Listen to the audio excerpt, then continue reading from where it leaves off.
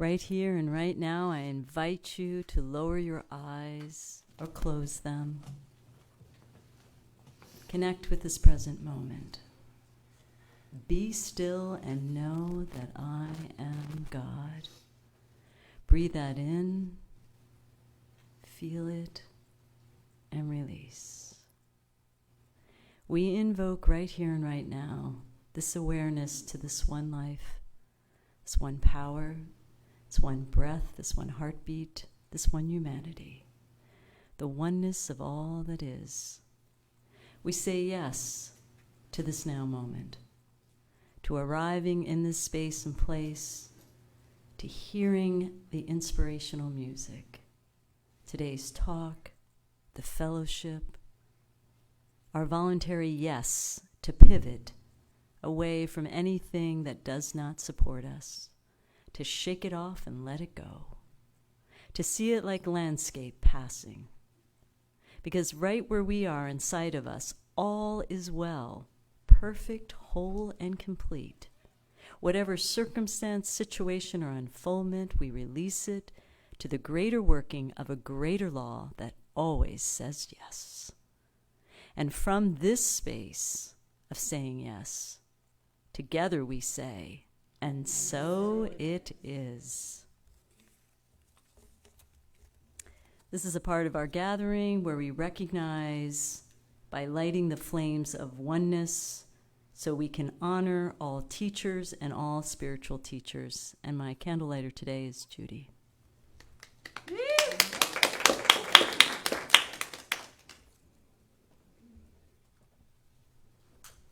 The first candle is Tao, honoring the universal path of harmony and equilibrium, the natural way. Next is shamanic traditions, honoring the belief and practices of all indigenous people, the way of pristine spirituality. Hinduism, honoring the path of knowledge, action, and devotion. Judaism, honoring the ethical path of living by sacred law. Buddhism, honoring the Four Noble Truths and the path of compassion.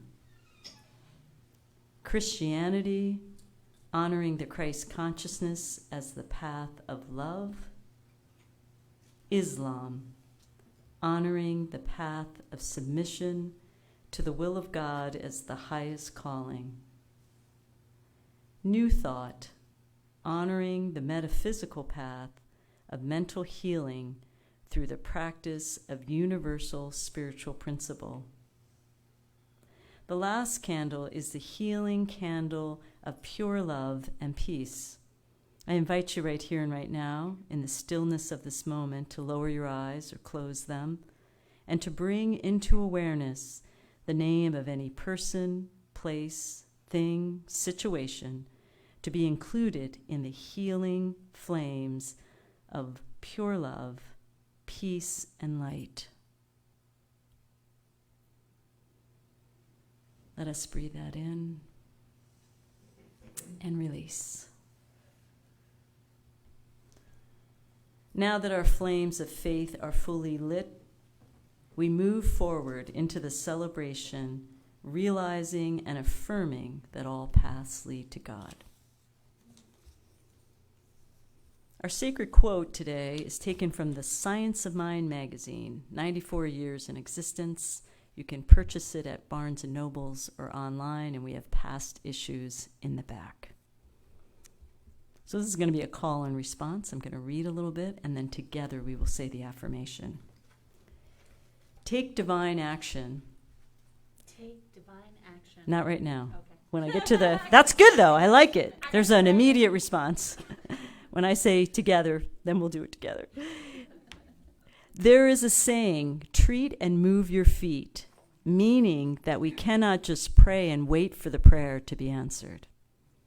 We have our part to play. We want to be aware of when it is time to take divine action. It's important to pray, wait on divine guidance, then act on it. So now repeat after me. I live I live, move and have my being move, and have my being in God, in God, the infinite intelligence. the infinite intelligence. Therefore, Therefore, I am always guided I am always guided in divine right timing in divine right timing to engage to engage in divine right action. in divine right action. Now, with as much enthusiasm as you can muster for this rainy day, I am one with God. I am one with God. All is well in my world. All is well in my world, And so it is. and so it is. And now some more special music.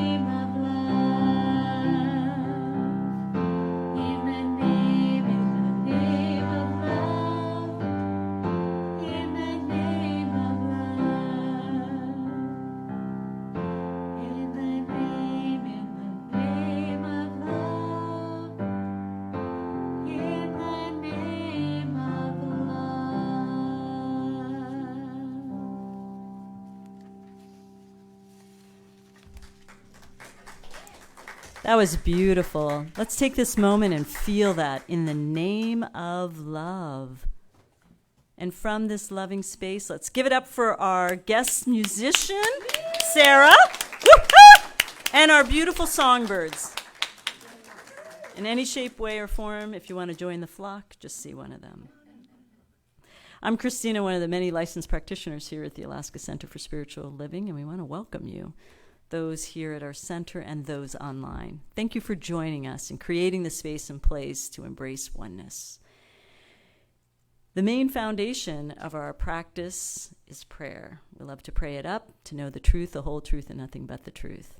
And we offer, after every service, in person, a 1-minute miracle, our So at this time, I'd like to recognize those practitioners who are here today to support you. If you could please stand, remain standing when I call you out. We got Reverend Don, Ann Fleming, we have Cynthia, we have Bob, we have Camille, we have Judy, we have Robert, we have myself, and of course we have our guest minister, Reverend Linda. So you are well cared for.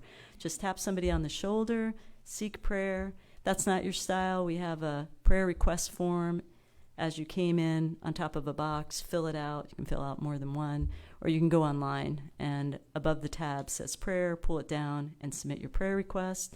You can also leave a prayer request on the office line. So there's many ways that you can engage in prayer should you want to have us pray with you.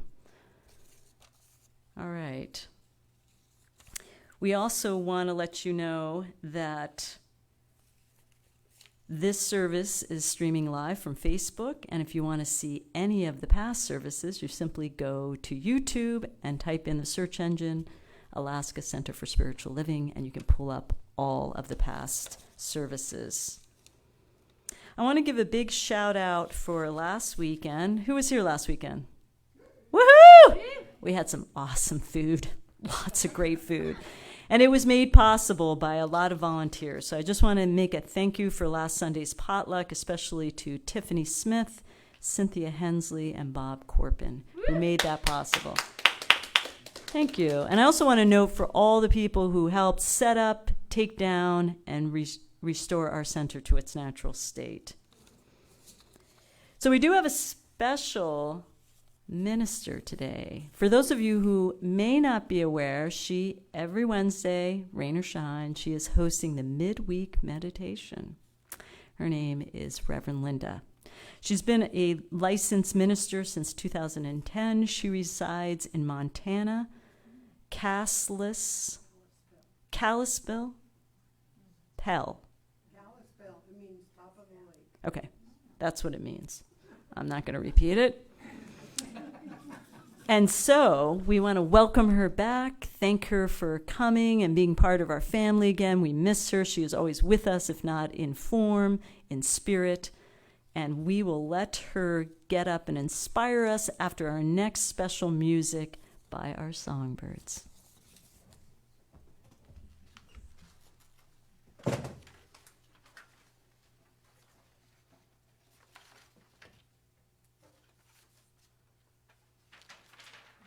Lots of music. Okay. We're ready now.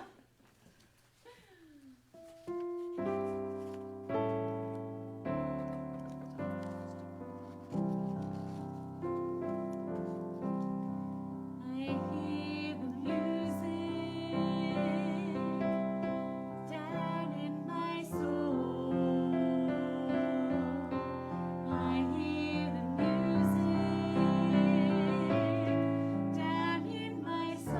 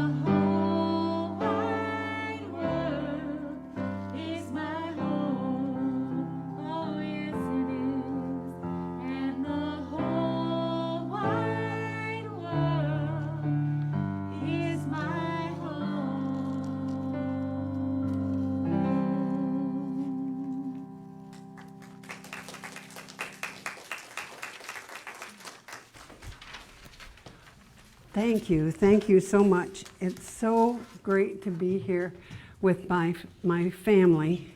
They raised me up in this philosophy, and I miss you all, and you're my home away from home. I want to thank the musicians for inspiring us this morning. Yeah. And I want to thank all of you for being here this morning. So the title of my talk today is You and Me and Society. And so I'm going to start out with a story about a monk. And this story is from about 1100 AD. And the monk said, "When I was a young man, I wanted to change the world. I found it was difficult to change the world, so I tried to change my nation. When I found I couldn't change the nation, I began to focus on my town. I couldn't change the town, and as an older man, I tried to change my family. Now, as an old man, I realized that the only thing I can change is myself. And suddenly I realized that if long ago I had changed myself, I could have made an impact on my family. My family could have made an impact on our town, and their impact could have changed the nation, and I could indeed have changed the world. You have the power to change and to control yourself, your actions, and the response you make to the world around you. This is a powerful thing to understand. With this knowledge, your energy can be spent on yourself, improving the things you want and learning the lessons you were meant to learn. Some of them are a little more challenging than others. This might seem like a small thing, but remember, even the smallest thing can have a massive ripple in society. So the dictionary defines society as a community or group of people having common traditions, institutions, and interests. We have medieval society, we have Western society, we have Eastern society. Another definition is all of the people of the world. A third is a group of persons with common interest, belief, or purpose. And the fourth is friendly associations with others. Now, the definition of love is the deliberate act of caring for and listening to others. Love is wanting others to succeed, to be happy, and to be fulfilled. And we think about this, if we bring these two things together, society and love, what great changes happen. It is the relationship that we have with the broader gathering of people that has created and continues to create our society. We make agreements consciously, and those that we agree to and those that happen by default are what affect us and what govern how we interact and relate to one another. Some are pretty great. Some may need a little work. These relationships are what make the world go round. Think about that. Our relationships are what make the world go round. They're what help us each individually and collectively to live to our full potential, to achieve our potentiality. Think about this. Every day, you are surrounded by others. Every day. And you create bonds with them, and you connect with them, and you interact with them. With your partner, and with your children, and with your siblings, and with your family, and your friends, and your neighbors. And each of these relationships contribute to our experiences, to the experience of society. And they have their pluses and they have their minuses. And it is important for each one of us to feel capable, loved, empowered, and heard. And this doesn't happen all the time. Some of us do not make other people feel that way. And none of us like to feel less than. What we know is there's only God, and the way that we relate to ourselves and the others and the world, and with that all-powerful one and only presence, are interconnected and inseparable. We cannot claim a just and powerful universe while treating others poorly. People, animals, or even the earth. If we treat it unjustly, we cannot claim a powerful universe. We cannot afford to hold personal animosities or enmities against the world or individual members of society. This is from Science of Mind. All such thoughts are outside the law because love alone can beget love. Love alone can beget love. So what about the relationships you and I have with society? What do those relationships mean? What do they mean to you? How are they formed? How do they influence you and those around you and society as a whole? Because those relationships do influence what transpires around us and how we, mesh with others. What can we do as individuals? What can you do as an individual to nurture and embolden healthier and more compassionate and more loving relationships throughout society? What can you do? I have a quote from Ernest Holmes' Love and Law. He says, "Unity is the basis of all there is. There is but one God, but one mind, but one spirit, but one power. When I embody myself in my thoughts selfishly, I am separating myself from that which I think would be my good." You may think this is a very subtle thing and could not be the reason for so much trouble. It is the foundation of most of our troubles. I am unconsciously separating myself from my good, and that's from Love and Law. And we do that, don't we? We all of us, sometimes separate ourselves from our good. People make laws that they identify as being for the protection of society that made the laws. But some of these laws only protect part of society. They don't protect the entire society. And they may be harmful to some other people in our society. So to create a world that works for all, we need to be spiritually mature, and we need to incorporate our spiritual laws into our social laws, into our society, so that we can show the wonder and the magnificence of the divine in all that is within each one of us, within our community, within our society. God is there. It is up to us to bring it forward. So a couple of nights ago, we were having a discussion about communication and how much communication has changed. It really has changed. I remember when all you did was listen to the radio, and then we got a TV set. We were kind of behind the times. And there was the newspaper. And now, how much has it changed over the years? I mean, it comes at you from all different directions. It's like an overload of information. And how do you know what one's right and what one isn't?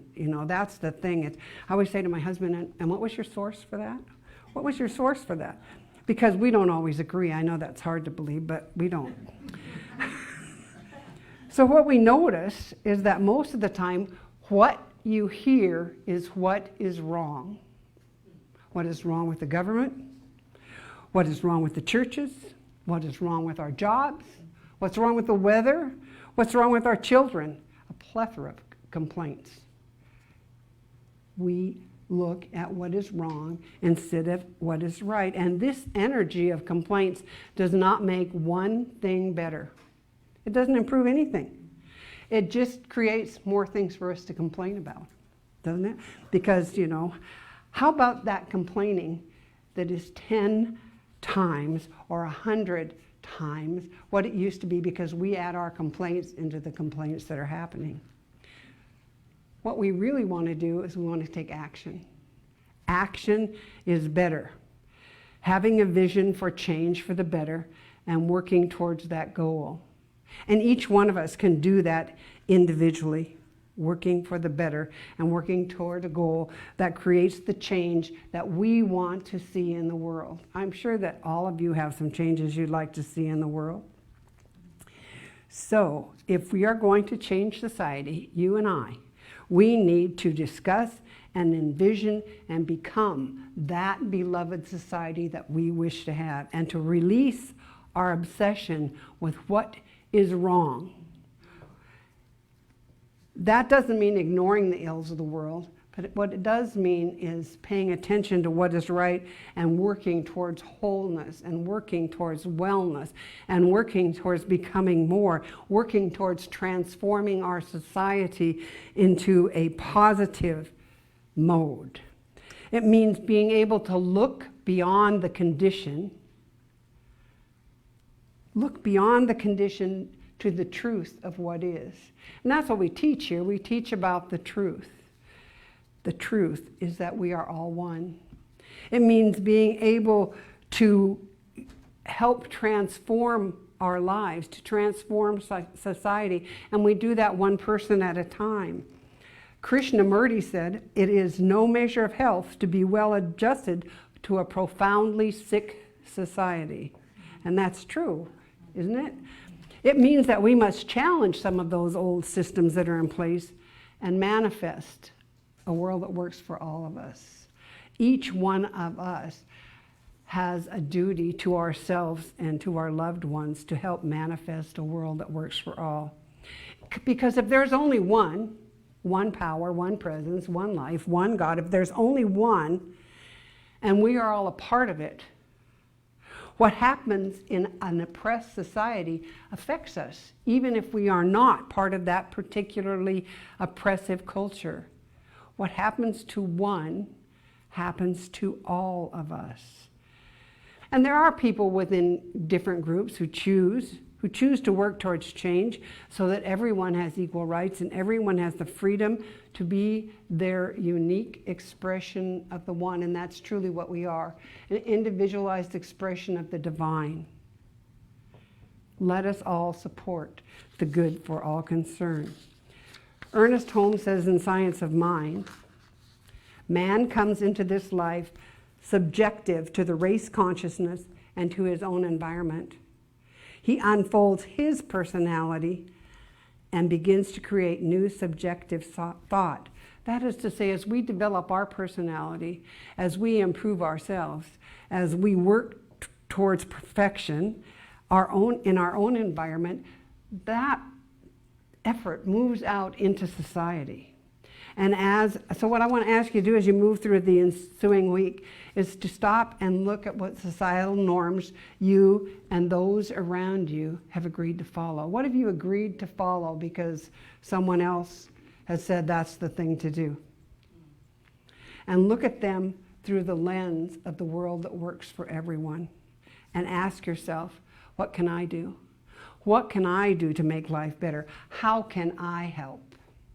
Volunteering at a school, helping your neighbor, speaking up for someone who doesn't speak up for themselves, exploring and seeking to understand areas where you may be less aware of another person's experience in the same society in which you live.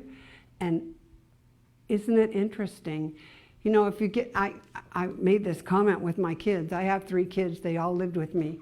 But if you listen to them talk, they all lived in a whole different house because their memories are not the same, and they certainly don't agree with mine. And that's kind of how it is in society. We all have a different experience of the same event. And if I were to tell you the story of what happened, and Dawn were to tell you the story of what happened, and Cynthia were to tell you the story of what happened, it'd all be different. None of them would be exactly the same because our experiences are colored by our belief system and our other experiences. So respect all people and don't judge them.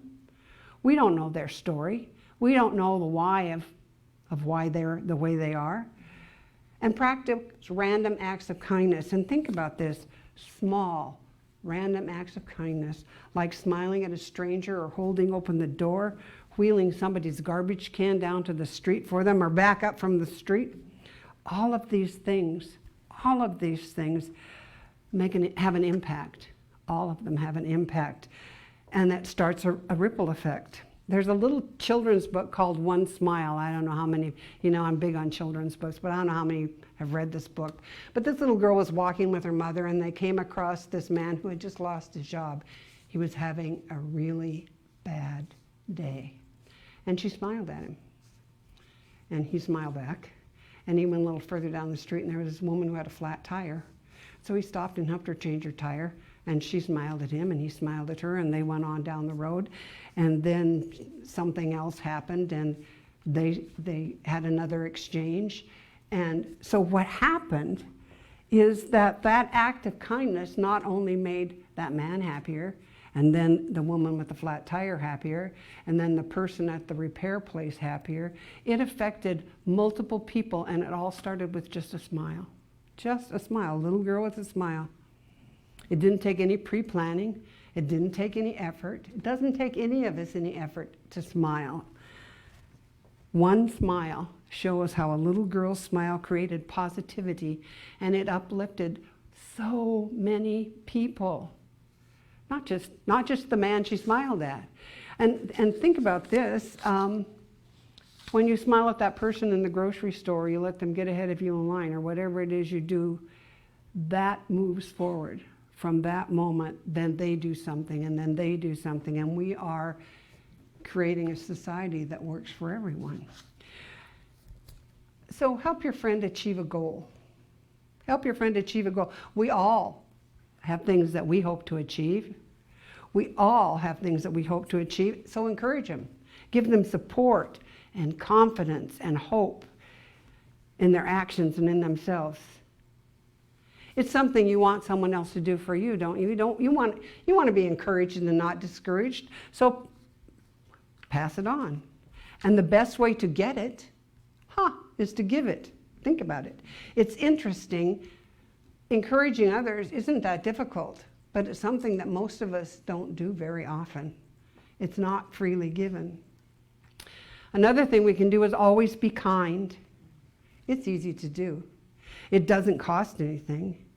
And it's far more important to be kind than it is to be right. Why do I think I always need to be right? You know, I have that tendency sometimes to think I should be right. And then I remember, do you want to be right? Do you want to be happy?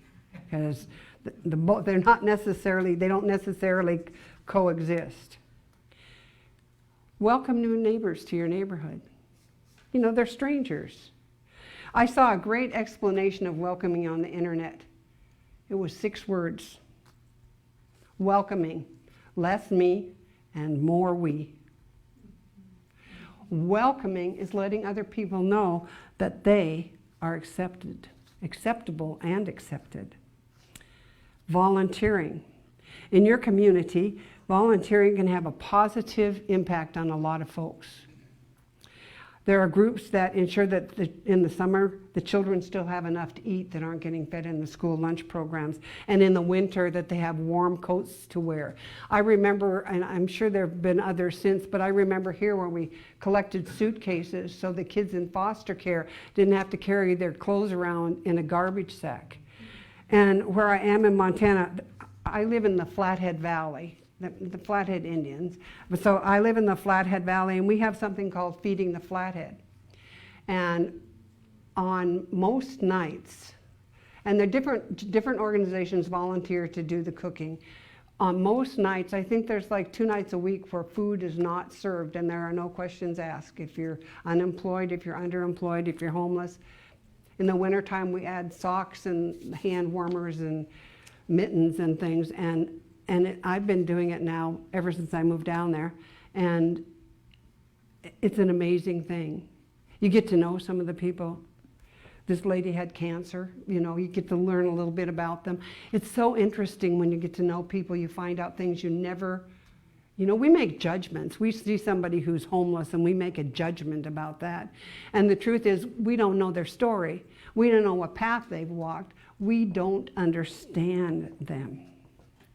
And so volunteering gives you an opportunity to do good and to get to know some people that otherwise you would never, you'd just pass them on the street, you know? So, and then supporting businesses that are socially conscious rather than unethical can cause positive change as well. It gives those companies who are less than ethical an opportunity to change their businesses in order to maintain and grow. If they don't change, yeah. So, and listen to people. I mean, really listen. Really listen to people. People want to be heard. And it's up to us to listen. And amazingly enough, you might really learn something in the process. It amazes me to hear people's stories that I would never have guessed by meeting them. Those of you who were here a long time ago, Annie just amazed me. She worked in the office and she just amazed me with the stories of where she'd been and what she'd done. She'd been to China, all these things. It was, when you listen to people, you learn so much. You learn so much. And Edith, was born in Nazi Germany. You don't learn those things unless you listen to people. And when you listen, you become open to new opportunities, new possibilities. And when you listen, you get to pay attention to other people's emotions and their feelings. And when you really listen, you develop empathy. What is empathy anyway? Well, empathy is letting go of the way we think it should be. Empathy is not shooting on other people. Who am I to say that they should be nicer? Maybe it's me who needs to be nicer. Maybe, it's kind of a reciprocal thing. I remember hearing, and I'm sure you have all heard, that when we leave this earthly plane, people don't remember what you've done. What they remember is how you made them feel. And that's empathy. And encourage creativity. This is how we're improving our society. Encourage creativity. When you do something that you love, it's a lot easier to be inspired than it is when you do something that you do because you have to do it. So be curious about life. When we're curious about life, it causes us to be creative and to work with others who have different skills and different knowledge and learn from them. And this is Buckminster Fuller says, you never change things by fighting the existing reality. To change something, build a new model that makes the old model obsolete. So if we don't like what's happening in our society, let's build a new model that makes that model obsolete. And start a chain reaction. Pay it forward. Compliment a parent on a well-behaved child. That doesn't happen very often. It's usually not what parents hear. Compliment the clerk in the grocery store for being pleasant. I have the nicest guy in the drugstore in Montana. He is just always pleasant, joking, friendly. Compliment them. I love you guys, When you do that, you not only brighten their day, but the possibility exists that impacts how they interact with everyone else throughout the whole day. You have made a positive change in their life and a whole bunch of other people's life. And celebrate people. Celebrate their accomplishments. Wow, that's wonderful. We are all one. Their success is your success. And their success inspires and motivates us. And that positive attitude elevates you. It elevates you. Be the change. Mahatma Gandhi said, be the change you want to see in the world. It's really easy for me anyway to look and see how Dawn needs to change or how Jean needs to change. But to look at yourself and see, what do I need to change? How can I be more positive? And isn't it kind of challenging when you recognize the things you need to change? So it's like that story about the monk that I started with. If long ago I had changed myself, I could have made an impact on my family. My family and I could have had an impact on our town, and the impact could have changed the nation, and I could indeed have changed the world. We have the power, each of us, to change the society that we live in. So in closing, I want to read you this quote from Ernest Holmes in Help for Today. Let us, therefore, light the candle of love, human kindness, forgiveness, and understanding in our own soul, and let it shine brightly. Let us not peer into the darkness, troubled and concerned, because it is so foreboding and unknown. Rather, let us remain steadfast in the radiance of that spiritual light of truth within ourselves. Let us guard so that the winds of malice, cross purposes, ignorance, or misunderstanding will not blow out that light. Let us live each day that the light from our candle of spiritual knowledge will forever be clear and understood, not only by ourselves, but by all with whom we come in contact. And so I always give homework at a class and at a talk. And so your homework is to examine what you can do to help change our society. So if you would join me in prayer. Sweet, sweet Spirit, Father, Mother, God, that divine and holy, holy essence in which we live and breathe and have our being. God, the good, omnipotent. God who is light and life and love and peace and joy. God who is health and wholeness and abundance. There is absolutely nothing outside of God, and I am one with it. And if that is true for me, that is true for all, one with the one with health and wholeness, one with abundance, one with empathy and love. So as I speak my word this day, I know that as we go forth into the world, we become the change we choose to see. We listen. We compliment. We embrace the good within all we meet. And I'm grateful. I am so grateful that I have that opportunity to change society by changing myself, by growing and loving and giving. I am so grateful for the opportunity that I have to come together with all of you to share this space, to share the powerful presence of Spirit. I release this word now to the perfect working of the perfect law, which always, always and only says yes. Please join me in affirming. And so it is. Amen.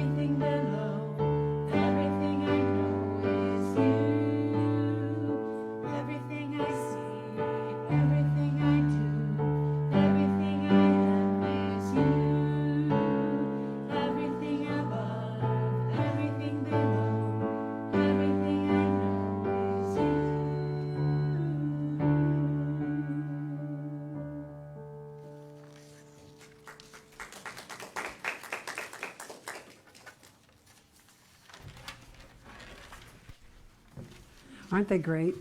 They really are. Thank you.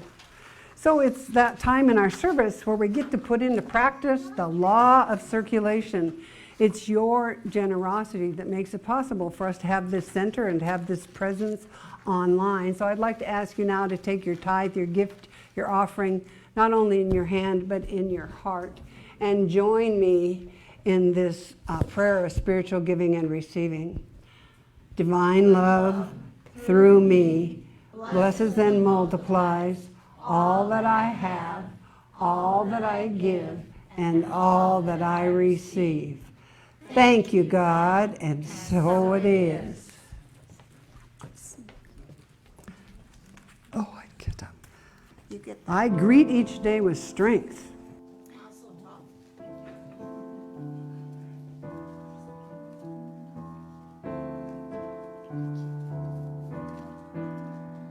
We sing this song of jubilation because our hearts have been set free. The gift of God is alive within us. The joy, the peace, the majesty. We're learning to love, to learn how to live. For within the Spirit, love is all there is. So pure in heart, in God we dwell. With gift of vision, we now can tell that God is real, God is magnificent, God is light, God is love. I am real, I am magnificent, I am light, I am love. You are real, you are magnificent, you are light, you are love. We are real, we are magnificent, we are light, we are love. God is real, God is magnificent, God is light, God is love.